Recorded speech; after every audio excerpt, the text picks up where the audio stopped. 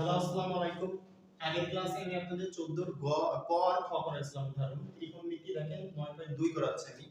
আজকে উদাহরণ গ এবং ঘ নম্বর করবে। এই দুটো অঙ্ক আমি সমাধান করাবো যে কিভাবে করতে হয়। দেখেন এখানে এর যে মানে গ নম্বর যে প্রশ্নটা আছে a সমান 45 ডিগ্রি একটা মান বলা আছে, প্রমাণ করতে বলছে cos 2a সমান এইটা। তাহলে এখানে দুইটা পক্ষ আছে, একটা বাম পক্ষ একটা ডান পক্ষ। তাহলে আমি এখানে এর মানটা কত বলা আছে সেটাকে আমি এখানে লিখি। তারপর দেখেন বাম পক্ষ কি বলা আছে cos 2a।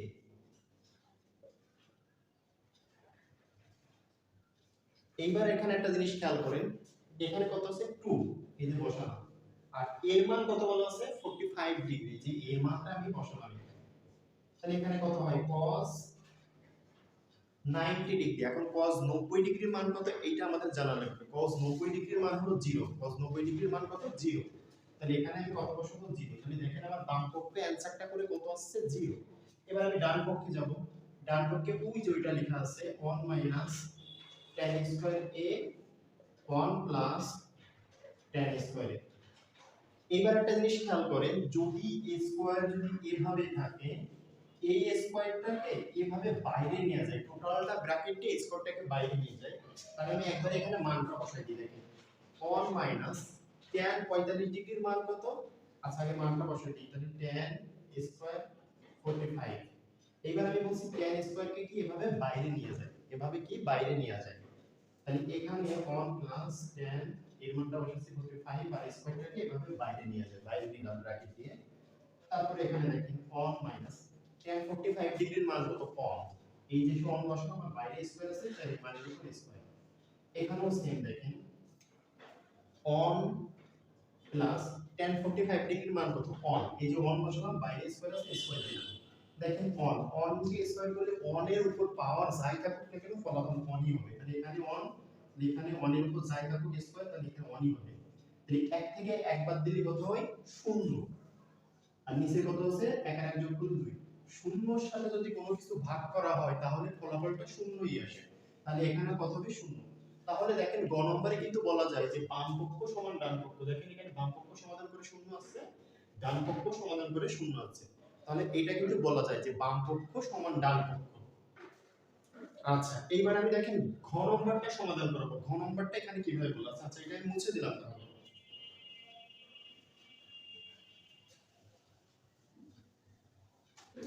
এবার দেখেন ঘ নম্বর অঙ্কটা কিভাবে আছে 2 cos square theta plus 3 sin theta minus 3 সমান 0। এইটার আমাকে মান নির্ণয় করতে বলছে। দেখেন আমি আগে, আচ্ছা এখানে আমি আগে অঙ্কটা লিখে দেখি। প্রদত্ত সমীকরণ এটা বলা আছে ঘ নম্বরে, তাহলে আমি লিখি প্রদত্ত সমীকরণ।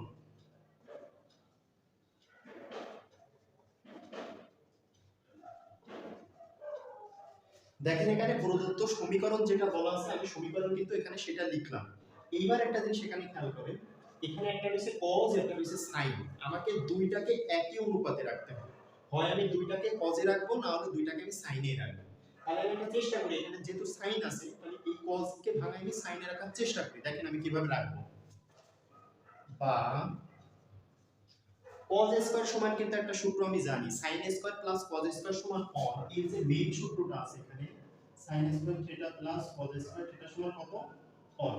এখানে কি বলছে cos স্কয়ার না, তাহলে যদি cos স্কয়ার এখানে আমি যদি এভাবে থাকে তাহলে দেখেন এর সাথে 1 আছে, sin এর আগে কিছু না কি আছে প্লাস, যখন এটা ওই সাইডে যাবে তখন মাইনাস হয়ে যাবে।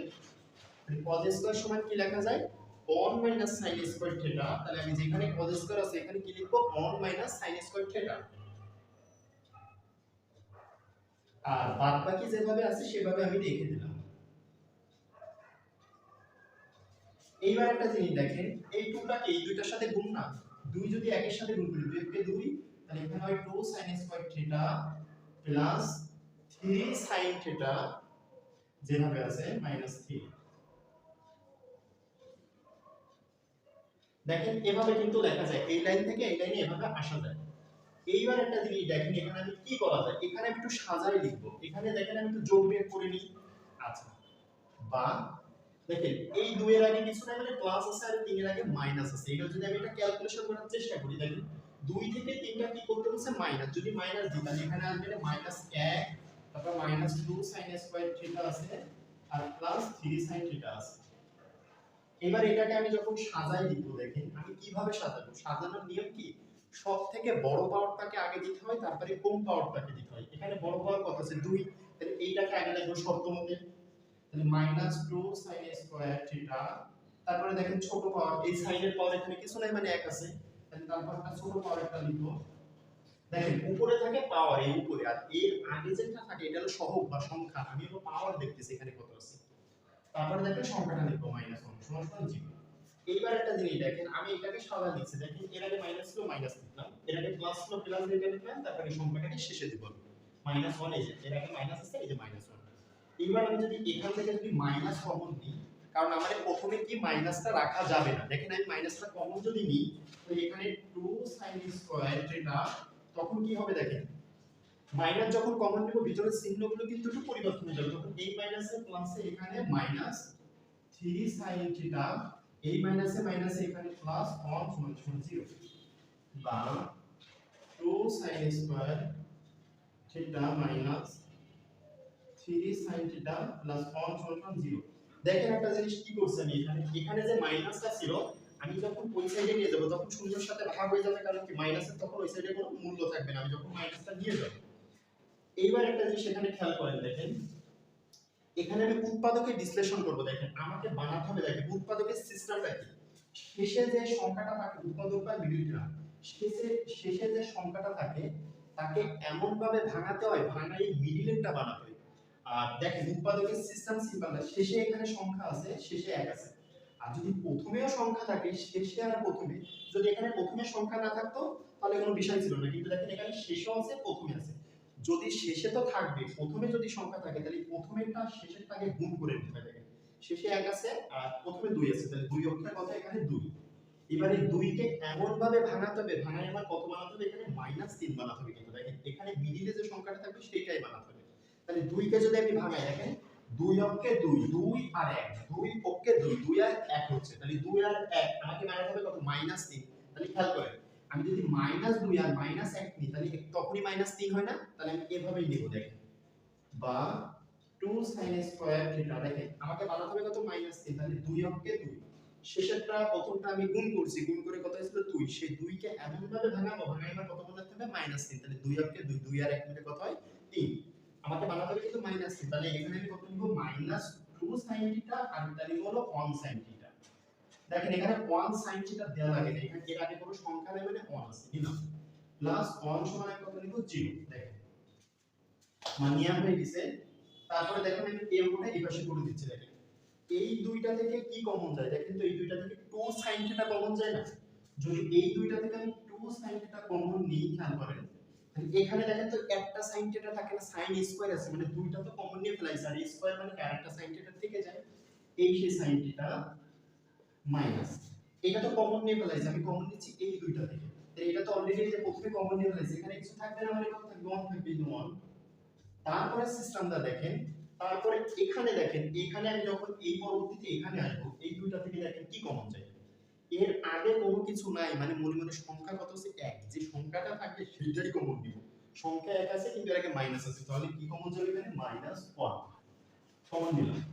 এইবার দেখেন এখানে কি লেখা যায়, আচ্ছা 1 কমন নিলাম, এইবার এখানে দেখেন কি লেখা যায়, এখানে সেই প্রথমটাই লেখা যায়, এখানে sin থিটা -1, যদি আমি এখানে -1 কমন নিই তাহলে কিন্তু sin থিটা -1 ই থাকে, কেন -1 কমন নিচ্ছি, তাহলে sin থিটা থাকবে, আর প্লাসে মাইনাসে যেহেতু মাইনাস কমন নিচ্ছি যে মাইনাস, তখন এই প্লাসে মাইনাস এখানে কি হবে, -1 এই যে সমান সিস্টেম আছে। দেখেন এর একটা সিস্টেম, মানে প্রথমে আমি কমন নেওয়ার পরে যেটা হবে, এখানে খালি দেখব যে সংখ্যা কত আছে, এখানে মানে এই দুইটা তো আমার হয়ে গেছে না, তার পরবর্তী যখন আমি যাব জাস্ট এখান থেকে তাহলে সংখ্যাটা আপনাকে নিতে হবে, সংখ্যাটা আমি এখানে পিছনে গেলে কত আছে 1, এর আগে মাইনাস আছে, এই যে মাইনাস, আর প্রথমে যেটা কমন নেওয়ার পরে এখানে যেটা বলবে এখানেও সেটা বসে যাবে, ম্যাক্সিমাম অঙ্কে এভাবে হয় উৎপাদকরা মিডল টার্ম। এবার একটা জিনিস দেখেন, এবার দেখেন এখানে sin থিটা -1 sin থিটা -1, আমি এখান থেকে আবার একটা কমন নিতে পারি, আর এখানে 2 sin থিটা, এই যে এটা লিখলাম 2 sin থিটা, আর এই যে মাইনাস দিয়ে কোণটা আমি পরবর্তীতে লিখব, এই লিখলাম। এইবার দেখেন আমি মানটা বের করব, একবার sin থিটা -1 দেখেন এইটা সমান 0 বলা আছে না, তাহলে একবার এই মানটা সমান আমি কত লিখব, 0 লিখব। আমি যদি এখানে হয় দিয়ে লিখি, হয় sin থিটা -1 সমান 0, বা sin থিটা সমান সমান কত কোণ কোণটা মাইনাস আছে তাহলে ওই পাশে কোণটা নিয়ে গেলে কি হবে প্লাস হবে এবার একটা জিনিস খেয়াল করেন sin কত ডিগ্রির মান অন sin হলো 90 ডিগ্রির মান অন sin থিটা অন আছে না যেটা এখানে sin আছে তাহলে sin কত ডিগ্রির মান অন sin 90 ডিগ্রির মান অন তাহলে অতএব এখানে থিটা সমান সমান কত লেখা যায় 90 ডিগ্রি এই একটা মান বের হয়েছে এবার এইটা সমান একটা কি লিখব আমি 0 লিখব তাহলে অথবা 2 sin থিটা মাইনাস কোণ সমান 0 বা 2 sin থিটা সমান সমান কোণটা যদি ওই পাশে নিয়ে যায় তখন কোণটা কি হবে প্লাস হবে এবার দেখেন এই পাশে যে সংখ্যাটা আছে গুণ আকারে আমি এই সংখ্যাকে যখন এই সাইডে নিব তখন অনেক কিছু গুণ আকারে ওই সাইডে গেলে ভাগ হয়ে যাবে তাহলে এখন আমাকে জানতে হবে যে sin কত ডিগ্রির মান ভাগ sin হলো 30 ডিগ্রির মান ভাগ তাহলে অতএব sin থিটা সমান সমান sin এখানে কত ডিগ্রি হবে 30 ডিগ্রি অতএব লেখা যায় যে থিটা সমান সমান 30 ডিগ্রি তখন এই sin আর এই sin বাদ দিলে তাহলে থিটা সমান 30 ডিগ্রি এইটাই হলো দেখেন ঘ নম্বরের অ্যানসার খুবই সহজ অঙ্ক আপনারা একবার মনোযোগ দিয়ে এক দুইবার ভিডিওটা দেখলে আপনারা এমনিতে ইজিলি ভাবে পেরে যাবেন তাহলে আমি এখানে গ নম্বরও সমাধান করাই দিলাম ঘ নম্বরও করাই দিলাম আর আমার ইউটিউব চ্যানেলে ক আর খ দেয়া আছে ওইটারও আপনারা একটু দেখে নিয়ে খুব সহজভাবে করানো আছে আজকে এই পর্যন্ত কি থাক